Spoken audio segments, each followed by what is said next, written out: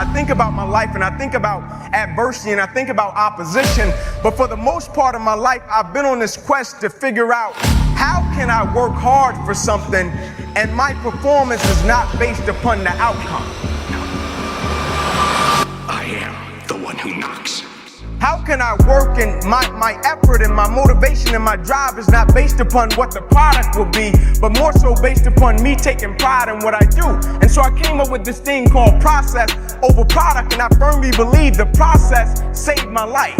And what I mean by the process, I'm talking about the way I handle my business on a daily basis and the way I go about every single aspect of my life. I live by this thing called empty the bucket. And when people hear it, they think it's a cute slogan, empty the bucket, but what they don't understand, it's an unspoken law. Empty the bucket is an unspoken law of accountability and responsibility to me on this earth and my existence and everybody that is connected to me. I may be crazy, but I don't know.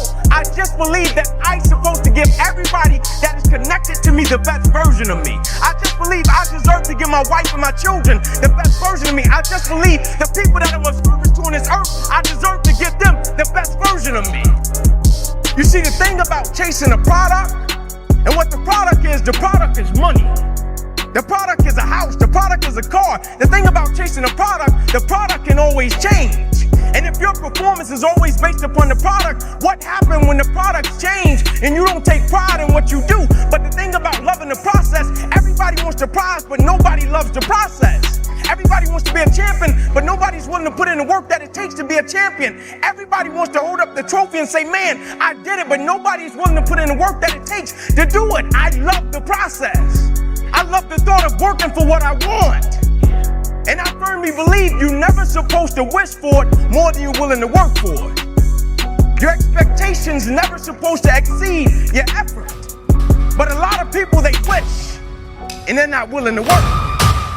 And the great thing about life has a funny way of testing all of us and seeing how bad we really want what it is that we say we want. Because the thing I know about people can talk the talk. And people do it very well. But life is going to hit you with a certain level of opposition. Life is going to hit you with a certain level of adversity. And life is going to say to you, you said you wanted it, now let's see how bad you really want it.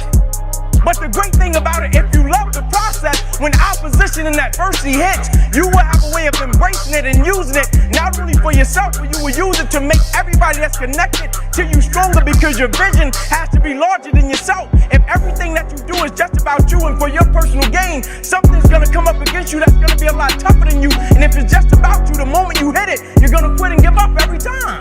But a weird thing happened one night. You see, most nights after practice, everybody would leave to go home, and I always had to sit in the park because my mother worked at Wendy's. And my mother didn't get off work till about 10 o'clock, 10:30 most nights, and I'll be sitting there in the park, and I loved it. I didn't want anybody to take me home because when I went home, I was sleeping on the floor with roaches and rats.